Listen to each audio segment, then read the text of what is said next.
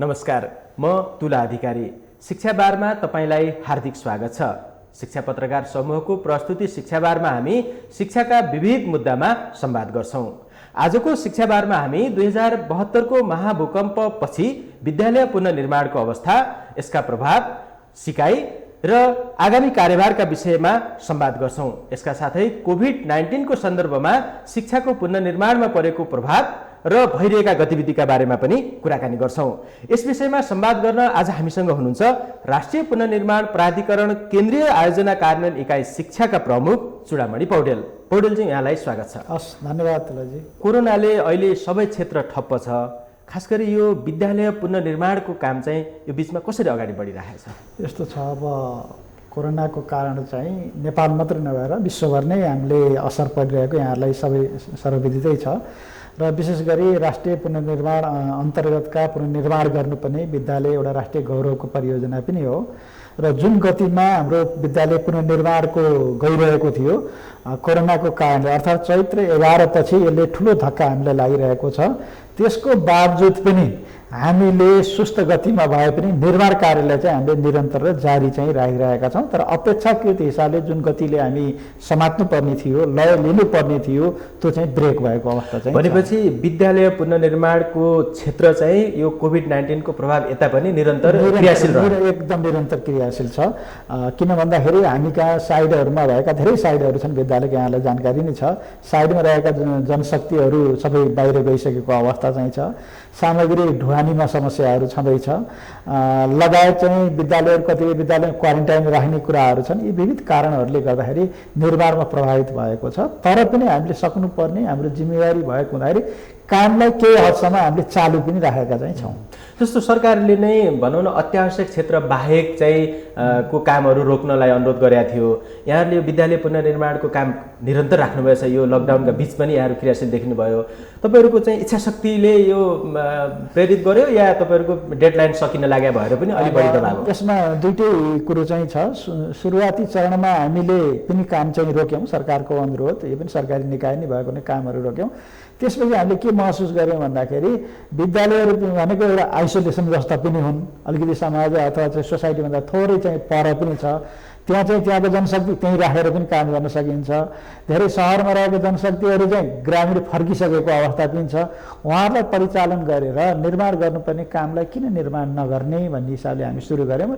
भनेपछि यो कोभिडको सन्दर्भमा जुन कामको गति हेर्दाखेरि यसलाई पूर्ण रूपमा चाहिँ 100% कामको गति समाउन चाहिँ यो बिचमा सकिएला वा अहिले तत्काल यो सम्भव देखिँदैन? अब हामीले प्रयास चाहिँ असार महिना लागेपछि प्रयास चाहिँ गरेका छौँ। अब कोभिडको एउटा छँदैछ, अर्को हामी कहाँ अब मनसुनको सिजन पनि सुरु भयो, किसानहरू लगायत सबै खेतीपातीमा पनि भयो। मनसुन कारणले विभिन्न ठाउँमा ढुवानीका समस्याहरू पनि छन्, सामग्रीहरू ढुवानी पुर्याउनु पर्ने कारणले पनि त्यो गति चाहिँ जुन कोभिडभन्दा अगाडि गति लिन लगभग असोज कार्तिकभन्दा अगाडि चाहिँ सम्भावना गाह्रो छ।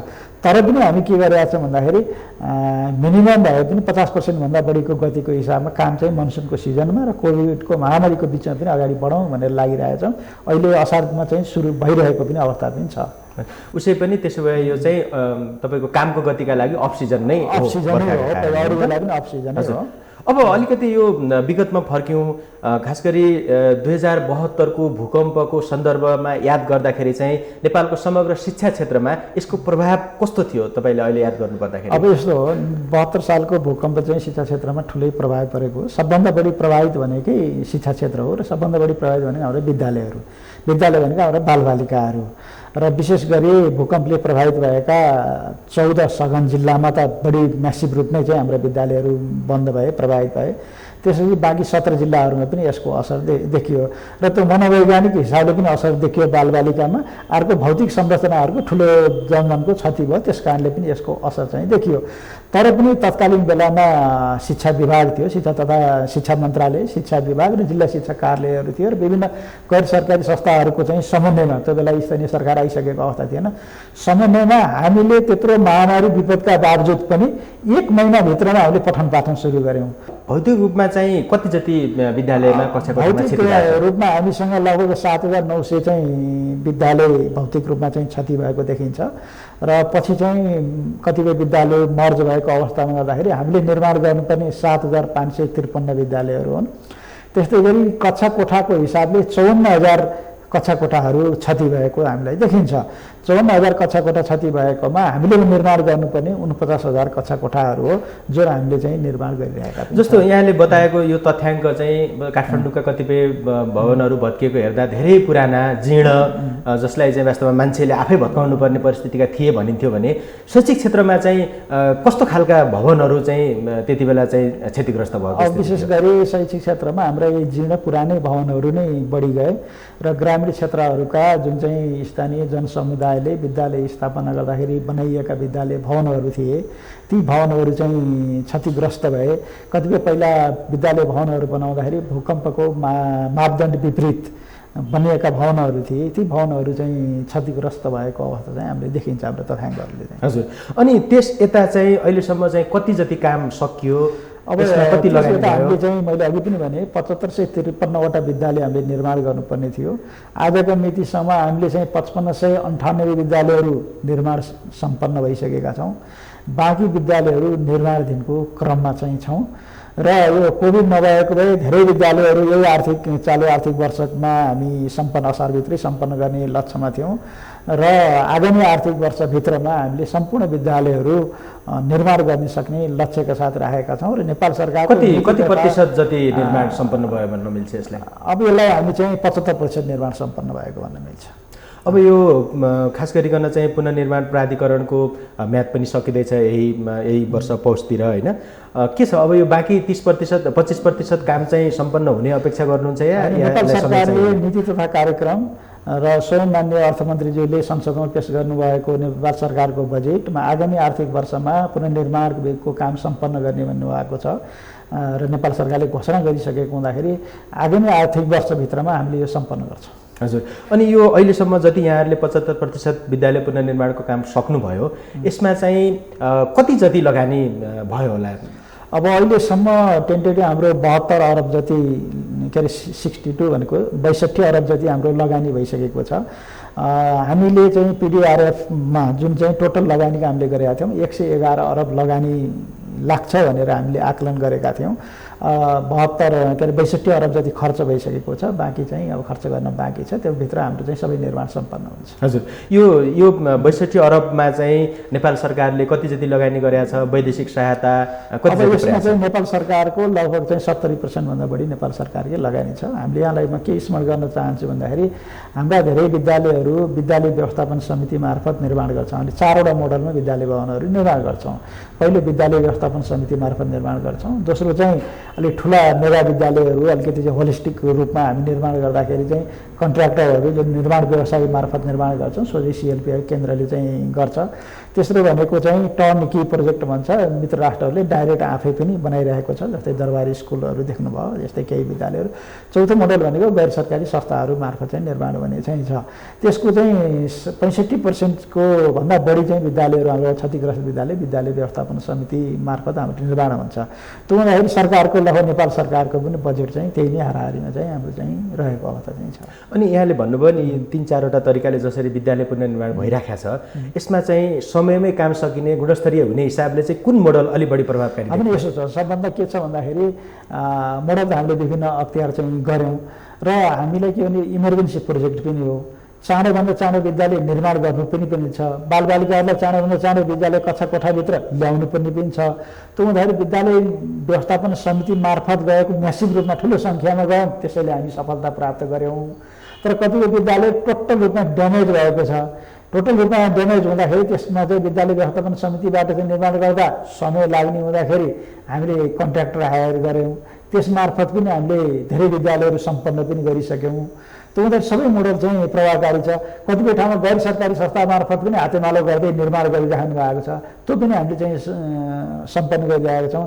अर्को कुरो के छ भन्दाखेरि यहाँलाई स्मरण गराउँ, यो 4वटै मोडलबाट गर्दाखेरि पनि हामीले हेर्नुपर्ने मेन कुरो चाहिँ विद्यालयहरू बालमैत्री छ कि छैन, अपाङ्ग मैत्री छ कि छैन, छात्र मैत्री छ कि छैन र साथसाथै भूकम्प प्रतिरोधी अथवा डिजास्टर प्रतिरोधी छ कि छैन, त्यो समेत हामीले हेरेर विद्यालयहरू निर्माण चाहिँ गरेका छौँ। सबै मोडलमा त्यसमा चाहिँ गरेका छैन। अर्को पक्ष के छ भन्दाखेरि जुनसुकै मोडलबाट निर्माण गरे पनि हामीले चाहिँ क्वालिटीमा पनि कम्प्रोमाइज गरेका चाहिँ छैन। हामीले स्पष्ट विद्यालय निर्माण सम्बन्धी मापदण्ड बनाएका छौँ। मापदण्डभित्र रहेर चाहिँ विद्यालयहरू निर्माण चाहिँ हजुर। अनि यो जस्तो यहाँले भन्नुभयो नि विभिन्न तरिकाले बालमैत्री बनाउने हिसाबले र समय सापेक्ष बनाउने हिसाबले यहाँहरूको ध्यान पुग्यो।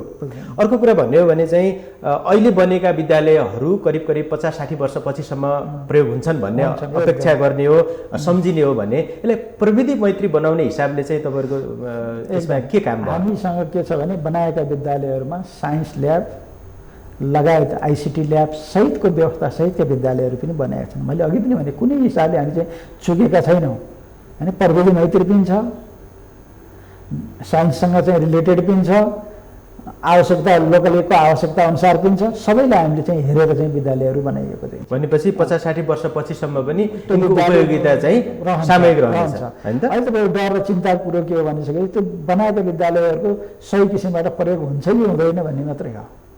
अब हामी अवेरनेसको प्रोग्राम त्यतातिर लगाउनु पर्नेछ, स्थानीय सरकारले त्यतातिर जोड दिनुपर्नेछ। विद्यालयको भवन त बनायौँ, कहीँ कहीँ खाली खण्डहरू हुन्छ होइन, अथवा त्यहाँ पर्याप्त मात्रामा विद्यार्थीहरू आउने हुन् कि होइन, अथवा त्यहाँ चाहिँ नियमित रूपमा गुणस्तरीय पढाइ हुने। हामी आधा दशकमा पुगिरहँदा चाहिँ निर्माण सक्दै हस्तान्तरण पनि गर्दै गर्नु भएको छ। यहाँहरूको अनुभव कस्तो रहेको छ त? यो के चिन्ताको विषय बन्ने अवस्था छ? केही अनुभव हामीले देखिरहेका पनि छौँ। कतिपय ठाउँमा निकै उत्साहजनक पनि छ। हामीले हस्तान्तरण गर्दा पनि पहिलो चाहिँ अब हामीले चाहिँ स्थानीय सरकारलाई नै हस्तान्तरण गरेका छौँ। अनि स्थानीय सरकारले चाहिँ विद्यालय व्यवस्थापन समितिलाई हस्तान्तरण गर्छ। कतिपय ठाउँहरूमा धेरै ठाउँमा गुनासो के आइरहेको छ भन्दाखेरि भवन त भने विद्यार्थी गर्दै गयो भन्ने पनि हामी कहाँ आइरहेको अवस्था चाहिँ छ। हामीले पुनर्निर्माण प्राधिकरणले केन्द्रीय आयोजना कार्यालयले एउटा पाटो मात्रै अहिले हेऱ्यौँ। हामीले अहिले चाहिँ भूकम्प मैत्री, प्रविधि मैत्री, सबै किसिमको मैत्री विद्यालय भवनतिर बनाउँछ भने अब अर्को पाटोतिर पनि अब हेर्नु र घचघचाउनु पर्ने अवस्था चाहिँ छ। त्यो भनेको स्थानीय सरकारलाई, शिक्षा तथा विज्ञान प्रविधि मन्त्रालयलाई होइन नीतिगत रूपमा पनि यसको सही सदुपयोग गर्ने। विद्यार्थी गयो त्यहाँ बढी पढ्न पाउने वातावरण हुनु पर्यो, शिक्षकको त्यहाँ उपस्थिति हुनु पर्यो, भौतिक बाटो पनि जानु पर्यो। भौतिक हिसाबले चाहिँ सम्पन्नता हामी गयौँ, क्वालिटीको एउटा पाटोमा चाहिँ भौतिक पनि हो, अरू हिसाबमा चाहिँ अब जानुपर्ने अवस्था चाहिँ। अनि पहिलो चरण चाहिँ भूकम्पपछि भौतिक निर्माण भयो, अब त्यसलाई व्यावहारिक रूपमा उपयोगका लागि पनि काम गर्नुपर्ने स्थिति देखियो। जुन भनौँ न भूकम्पले चाहिँ जीर्ण, अघि पनि हामीले कुरा गऱ्यौँ, जीर्ण विद्यालयहरूको पुनर्निर्माणको एउटा मौका दियो, अवसर दियो। यसलाई चाहिँ क्षति त भयो नै, एउटा दुर्भाग्यपूर्ण थियो, तर यसलाई अवसरको रूपमा चाहिँ महत्त्वपूर्ण ढङ्गले हेर्न मिल्छ। मैले यो क्षतिको हिसाबले चाहिँ अवसरको रूपमा बढी हेर्नुपर्छ भन्ने पनि लाग्छ। सायद शनिबार नभएको भए अरू दिन परेको भए अवसरभन्दा क्षतिको रूपमा चाहिँ हाम्रो विद्यालयहरू बढी हेरिन्थ्यो। हाम्रो बालबालिकाहरू विद्यालयमा धेरै च्यापेर मर्थे। संयोगले शनिबारको दिन भूकम्प गयो।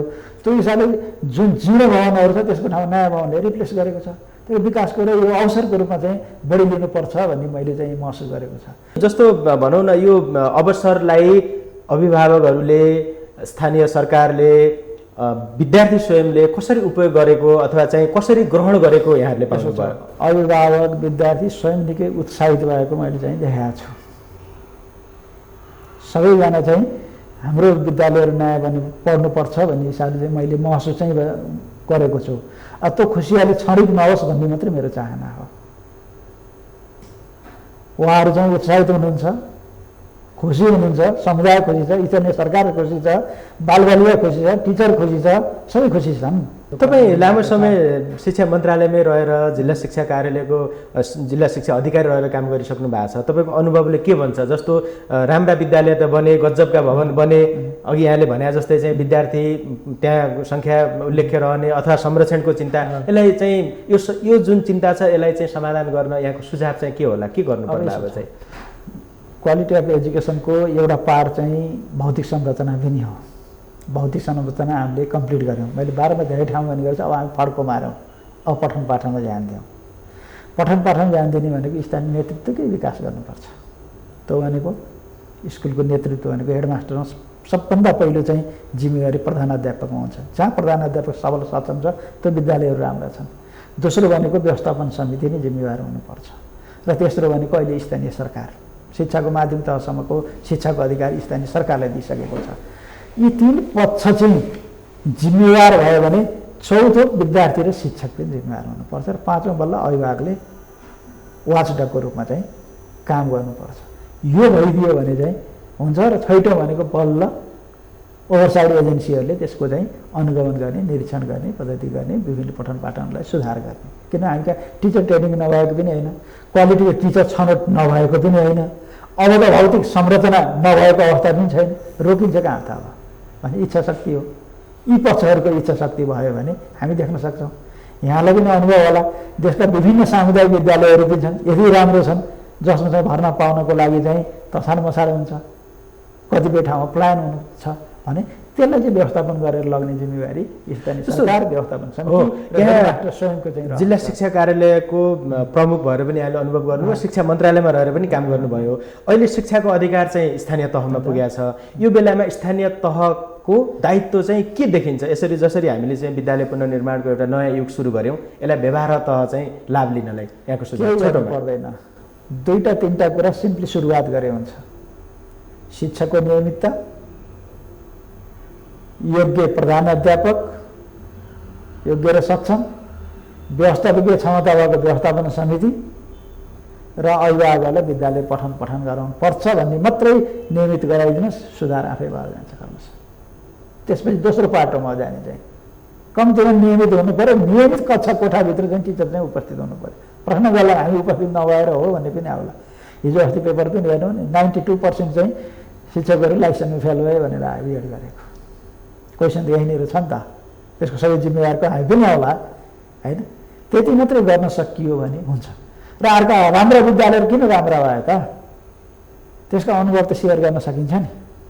अहिले स्थानीय तहले गरिरहेको जुन अभ्यास छ, चिन्ता छ, चासो छ, तपाईँले देखिराख्नु भएको छ, यसले आशा गर्ने ठाउँ छ? तपाईँले खोजेका कुराहरू पुरा हुन सक्ने देखिन्छ? अलिकति यसलाई चाहिँ सिरियसली लियो भने गर्न सकिन्छ।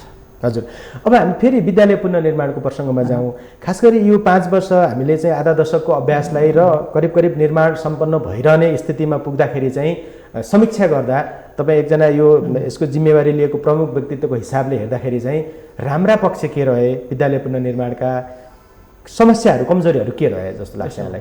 राम्रा पक्ष भनेको हामीले विद्यालय पुनर्निर्माण समयमै सम्पन्न गऱ्यौँ, क्वालिटीयुक्त विद्यालयहरू बनेका छन्, सबै किसिमबाट मैत्री विद्यालयहरू बनेका छन्, भूकम्प लगायत अरू विभिन्न किसिमको दैविक प्रकोप चाहिँ प्रतिरोधी विद्यालयहरू बनेका छन्, उपयुक्त विद्यालयहरू बनेका छन्। विद्यालय निर्माणमा चाहिँ अवरोध रहेको छैन, कतैबाट पनि जनताको पनि राम्रो सहयोग रहेको छ, सबै किसिमको सहयोग रहेको छ विद्यालय निर्माणमा चाहिँ। यी राम्रा पक्षहरू हुन्। र कन्ट्र्याक्टरले पनि अन्तको जस्तै विद्यालय निर्माणमा चाहिँ डिले गरेको हामीले देखेका छैन। त्यस्ता क्रोनिक प्रोजेक्टहरू विद्यालय निर्माणमा चाहिँ भएन। एउटा राम्रो पक्ष चाहिँ हामीले चाहिँ देखेको। अब यसमा अलिकति सुधार गर्नुपर्ने पक्षहरू के छ भन्दाखेरि कतिपय ठाउँहरूमा विद्यालय निर्माण भने जमिनको आवश्यकता हामीले देखिरहेका छैनौँ। हाम्रो केही विद्यालयहरू जमिनको अभावको कारणले पनि हामी गर्न सकेका छैनौँ। कतिपय ठाउँमा जमिन छ, भिरालो छ, त्यहाँ बनाउन उपयुक्त भएको अवस्था चाहिँ छैन र विद्यालयको स्वामित्वमा रहेको अवस्था चाहिँ छैन।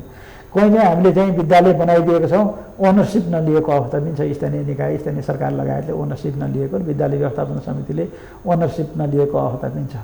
कतिपय ठाउँ हामीले विद्यालय व्यवस्थापन समिति मार्फत बनाउने भन्यो, विद्यालय व्यवस्थापन समिति स्वयं ठेकदारको रूपमा रूपान्तरण हुन खोजेको हो कि भन्ने पनि गुनासाहरू हामीसँग आएको छ। यस्ता किसिमका पनि केही चाहिँ समस्याहरू चाहिँ हामीले चाहिँ देख्यौँ।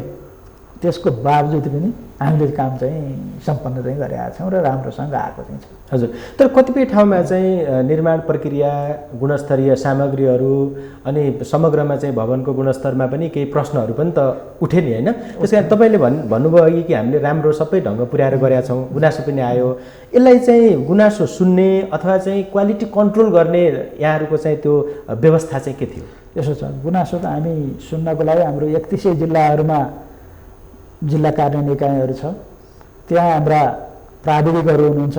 एउटा जिल्लामा कम्ती 5-7 जनादेखि 14-15, हिजोको अवस्थामा 30-31 जनासम्म पनि हामीसँग चाहिँ प्राविधिकहरू हुनुहुन्थ्यो।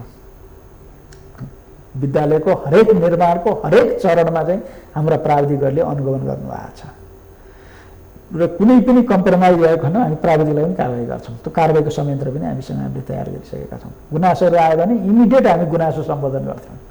जिल्लाले गर्न सक्छ। उदाहरण छ त्यस्ता?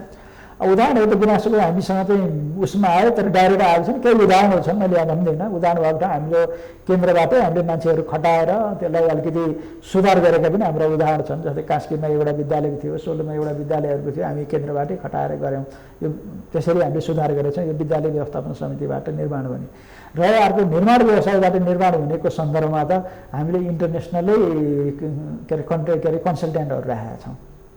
जाइका तर्फको पनि ओसिजी छ, त्यस्तै गरी चाहिँ एडिबी तर्फको पनि इन्टरनेसनलै कन्सल्टेन्टहरू छन्। इन्टरनेसनलै फिगरहरू त्यसमा काम गर्नुभएको छ। उहाँहरूले पनि कम्प्रोमाइजमा कुनै पनि छैन। कुनै पनि कम्प्रोमाइज त्यस्तो आयो भने हामी उहाँहरूको पनि तलब भत्तादेखि लिएर सबै रोकिदिने भनेका छौँ। त्यो अगाडि 2-3 तहबाट। र अर्को कुरो स्वयं चाहिँ विद्यालय व्यवस्थाका सरोकार पक्ष, स्थानीय जनसमुदाय, विद्यालय व्यवस्थापन समिति, स्थानीय सरकारबाट पनि त्यस्तो हामीसँग गुनासो आएको छ भने त्यसलाई हामी तत्काल चाहिँ सम्बोधन गरेका छौँ। र त्यसमा चाहिँ हामीले कुनै पनि चाहिँ कम्प्रोमाइज हुन दिएका छैनौँ क्वालिटीको हिसाबले। हजुर, अनि अघि पनि हामीले कुरा गऱ्यौँ, खास गरी यो भूकम्पले अवसर दियो, विद्यालयहरू गजबका नयाँ आधुनिक भवनहरू बने।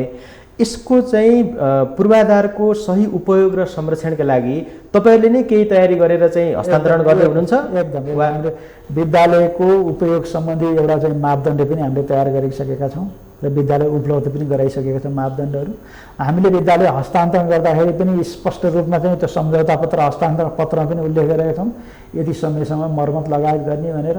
कतिपय पालिकाहरूले पनि विद्यालय मर्मत सुधारको लागि भनेर एउटा चाहिँ निर्देशिका बनाएका छन्। जस्तै हेलम्बु पालिकामा म उदाहरण दिन चाहन्छु। उहाँले स्पष्ट रूपमा विद्यालय चाहिँ सुधारको लागि एउटा निर्देशन बनाउनु भएको छ र चाहिँ प्रत्येक विद्यालय मर्मत समारोहको लागि 50,000 देखि लिएर 5 लाखसम्म पनि बजेट छुट्याएका पनि छन् पालिकाहरूले मर्मत समारोहको लागि। निरन्तर जस्तो चाहिँ त्यस्तै अवस्थामा राख्दा हुँदाखेरि सबै पक्षबाट चाहिँ यसको काम चाहिँ भइरहेको चाहिँ छ। अहिले जुन कोभिडको सन्दर्भ छ, यहाँहरूको झन्डै 25% चाहिँ पुनर्निर्माणको काम बाँकी छ। यो हिसाबले हेर्दाखेरि चाहिँ समग्र क्षेत्रमा बजेटहरू कटौती गरेको छ सरकारले। तपाईँहरूको क्षेत्र कतिको प्रभावित हुँदैछ विद्यालय पुनर्निर्माण क्षेत्र? अब अहिले कोभिडको कारणले देशको अर्थतन्त्रमा त पक्कै पनि केही असर पर्यो होला, रासो लगायतका चाहिँ छैन। नेपाल सरकारबाट निर्माण हुने बजेटमा चाहिँ केही कमी होला, तर पनि हामीलाई यो पुनर्निर्माण महत्त्वपूर्ण चाहिँ कार्य भएको हुँदाखेरि र यसलाई समयमै सम्पन्न गर्नुपर्ने हुँदाखेरि अर्थ मन्त्रालयले हामीले बजेट दिने सुनिश्चित गरेको छ, आश्वासन हामीले पाएका छौँ। त्यो हुँदाखेरि हामीलाई लाग्छ यो पुनर्निर्माणको सन्दर्भमा चाहिँ हाम्रो कन्ट्रोल नहोला, कटौती नहोला र अरू चाहिँ दातृ संस्थाबाट, निकायहरूबाट आउने बजेट त त्यसमा निरन्तरै रहन्छ, त्यसमा कुनै समस्या चाहिँ छैन। भनेपछि यो बाँकी समय जुन पुससम्ममा चाहिँ यो 25% काम सम्पन्न हुन्छ भन्नेमा यहाँ विश्वास हुनुहुन्छ? पुससम्म हामी सक्दैनौँ। पुससम्म हामी सक्ने टार्गेट थियो। कोभिडको कारणले हामीले चाहिँ हाम्रो टार्गेट चाहिँ भयो। नेपाल सरकारको नीति तथा कार्यक्रम र यो आगामी आर्थिक वर्षको बजेटमा स्पष्ट भनिसकेको छ। आगामी आर्थिक वर्षभित्रमा सम्पन्न गर्ने भनिसकेको छ। आगामी आर्थिक वर्षभित्र हामी सम्पन्न गर्छौँ। हजुर, अनि अब हामी करिब यो संवादको अन्त्यतिर पनि आइपुगेका छौँ। यो भूकम्प पछिको विद्यालय पुनर्निर्माणको हाम्रो जुन यो आधा दशक रह्यो, यसका चाहिँ महत्त्वपूर्ण सिकाइ जुन भनौँ न पछिल्लो पुस्ताका लागि अथवा समग्र यो अहिले यो अन्तर्वार्ता सुन्ने मानिसहरूका लागि त्यसले केही लाभ हुन सक्ला, तपाईँलाई के लाग्छ? कस्ता खालका सिकाइहरू अनुभव गर्न सकियो? अब यस्तो छ, सिकाइ त पहिले के रह्यो, नेपालका सबै विद्यालयहरू चाहिँ पुनर्निर्माण गर्नुपर्ने अवस्था चाहिँ देखिएका छन्।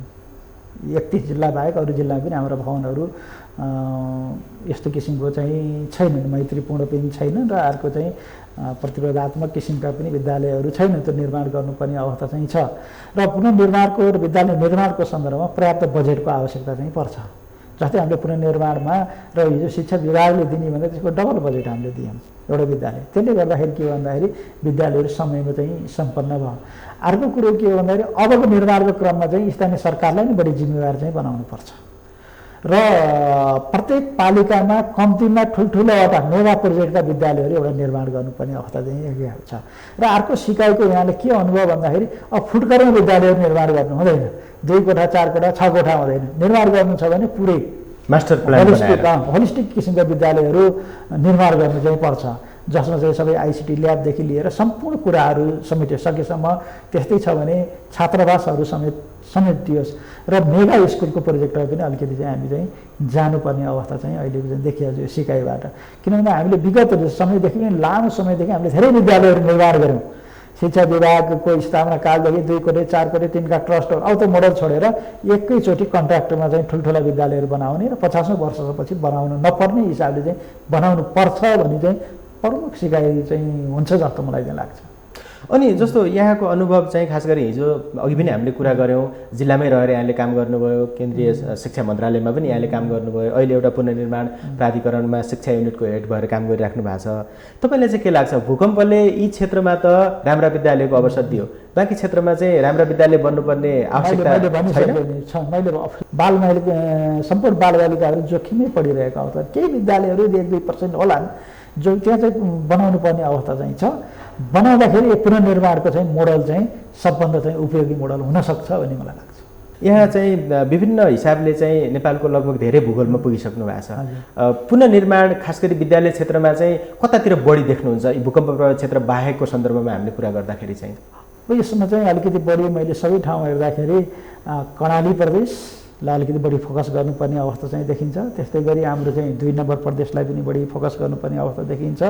र समग्रमा हेर्दाखेरि 31 जिल्ला बाहेक सबै जिल्लाको अवस्था चाहिँ लगभग उस्तै छ। धेरै ठाउँमै हामीले चाहिँ गर्नुपर्ने अवस्था चाहिँ छ। हाम्रो 34-35 हजार विद्यालयमा हामी त कति 5-6 हजार मात्रै विद्यालयहरू बनायौँ, बाँकी विद्यालयहरू त निर्माण गर्नै पर्छ। त्यो भन्दाखेरि समग्रमा देशभरिकै विद्यालयहरूमा चाहिँ हामी चाहिँ जानु चाहिँ पर्छ। मात्र मेसिभ रूपमा कहीँ कुन प्रोजेक्ट मेगा प्रोजेक्टकोमा कहीँ अलिकति कसरी जान सकिन्छ त मोडल फरक हुनसक्छ, तर जानु चाहिँ आवश्यक चाहिँ छ। हजुर, यसरी चाहिँ विद्यालय पुनर्निर्माणका लागि तयारी गरिरहँदा चाहिँ कस्ता कुरामा चाहिँ अलिकति बढी ध्यान दिनुपर्छ होला? जस्तो यहाँ चाहिँ धेरै लामो अनुभव भएर कि हामी देख्छौँ कि जस्तो तपाईँले नेपालगञ्ज, बाँकेबर्दिया जस्ता तराईका एकदमै गर्मी हुने ठाउँमा समेत टिनले छाएका विद्यालयहरू चाहिँ डिजाइन गरिएका छन्। तपाईँको त्यसमा त हाम्रो इन्जिनियरिङबाट नै, इन्जिनियरिङ पार्ट पनि हो, त्यसबाट पनि हेर्छ आवश्यकता, त्यहाँको भूगोल र त्यहाँको चाहिँ संरचना, बस्तीको संरचना, जनसङ्ख्या लगायतका कुराहरू भयो। जियोलोजिकल पार्टबाट पनि हेर्नु पऱ्यो, जमिनको अवस्था के छ, फेजाली किसिमको छ कि, त्यो सबै पार्टलाई चाहिँ हेर्नुपर्छ। र अर्को हिमालमा बनाउने विद्यालय र तराईमा बनाउने विद्यालयको मोडलमा चाहिँ चेन्ज त पक्कै पनि गर्नुपर्ने अवस्था चाहिँ छ। र त्यहाँका सम्भव भएसम्म त्यहाँका स्थानीय सामग्रीलाई नै प्रयोग गरेर कस्ट मिनिमाइज गरेर कसरी बनाउन सकिन्छ त्यो पार्टलाई पनि हामी चाहिँ हेर्नुपर्ने चाहिँ हुन्छ। हजुर, यो पुनर्निर्माण प्राधिकरण अन्तर्गतको शिक्षा इकाइले जुन निर्माणको कामहरू अहिले गरिरहेको छ, यो अन्तिम चरणमा आइरहँदा अहिले तपाईँ हामी कुरा गरिरहँदा चाहिँ यी विद्यालय पुनर्निर्माण भएका क्षेत्रका अभिभावक, विद्यालय व्यवस्थापन समितिका चाहिँ पदाधिकारी अथवा शिक्षकहरूलाई तपाईँको केही अपिल छ? मेरो मुख्य अपिल के छ भने यसरी नेपाल सरकार र दायित्व संस्थाबाट लिएको विभिन्न ऋण र सहयोगबाट पुनर्निर्माण भएका हाम्रा विद्यालयहरूको पहिलो जिम्मेवारी त्यसको विद्यालयहरूको संरक्षण गर्नुहोस्, सम्वर्धन गर्नुहोस्। आफ्ना बालबालिकाहरूलाई नियमित रूपमा विद्यालयमा पठाएर विद्यालयको पठन पाठनलाई नियमित बनाउँदै सबै किसिमबाट युक्त चाहिँ चाहे आइसिटीको हिसाबले, विज्ञान ल्याबको हिसाबले र नयाँ किसिमको चाहिँ प्राविधिक शिक्षाको हिसाबले युक्त विद्यालयहरूमा त्यसमा रूपान्तरण गरेर पठन पाठनलाई नियमित गर्नु आवश्यकता चाहिँ छ। र अलिकति गुणस्तरयुक्त शिक्षाको फड्को सामुदायिक विद्यालय मार्फतै गर्न सकिन्छ भनेर त्यसतर्फ अगाडि बढ्नु जरुरी छ। त्यसतर्फ लागिदिनु हुनको लागि म विशेष गरी अभिभावकजीहरू, शिक्षक प्रधानाध्यापकजीहरू, स्थानीय सरकारलाई पनि अनुरोध गर्न चाहन्छु। मैले भनिसकेँ, संरक्षण, सम्वर्धन र अब चाहिँ क्वालिटी अफ एजुकेसनतर्फ तपाईँहरू चाहिँ ड्राइभर हुनुहोस्, मेरो अनुरोध छ। हजुर, अनि हुन त तपाईँ शिक्षा क्षेत्रको एकजना सिपाही सरकारी कर्मचारी हुनुहुन्छ, यद्यपि तपाईँले चाहिँ अहिले फिल्डमा रहेर व्यावहारिक हिसाबले काम गरिरहेको अनुभवका आधारमा यो पुनर्निर्माणको क्षेत्रमा चाहिँ सरकारलाई तपाईँको केही सुझाव छ? अब सरकारलाई त म सरकारी निकाय नै हो, सरकारको तर्फबाटै भइरहेको छ, सरकारले राम्रो काम गरिरहेको छ, केही छैन। तर बजेटको चाहिँ आवश्यकता भएको ठाउँमा बजेट अझै अपर्याप्त, मैले अघि पनि भने आश्वासन त छ, तर पर्याप्त बजेट भएको खण्डमा हामी आगामी वर्षभित्र सम्पन्न गर्छौँ। त्यो फकाइदियो भने अझ सहज चाहिँ हुन्थ्यो हामीलाई। अन्त्यमा के भन्न चाहनुहुन्छ? यो समग्रमा हामीले जुन पुनर्निर्माण विद्यालय क्षेत्रको कुरा गऱ्यौँ, विशेष गरी चाहिँ यो शिक्षा पत्रकार समूह र यहाँहरूले जुन चाहिँ यो कार्यक्रमहरू गरेर विद्यालय पुनर्निर्माणको सन्दर्भमा महत्त्वपूर्ण सन्देशहरू चाहिँ यहाँले चाहिँ गर्नुभएको छ, जानकारी दिनुभएको छ, यहाँलाई आभार व्यक्त गर्न चाहन्छु। फेरि पनि मेरो अनुरोध छ कि बनेका विद्यालयहरूको संरक्षण, सम्वर्धन र उचित प्रयोग चाहिँ गरौँ। धेरै धेरै धन्यवाद यहाँलाई महत्त्वपूर्ण समयका लागि। धन्यवाद यहाँलाई पनि। शिक्षा पत्रकार समूहको प्रस्तुति शिक्षा बारको आजको अङ्क यहीँनिर सकिन्छ। उत्पादन टिमसँगै म तुला अधिकारी बिदा हुन्छु। तपाईँ कोभिड-19बाट जोगिन शारीरिक दूरी बनाउँदै आफ्नो र वरपरको ख्याल गर्नुहोला। नमस्कार।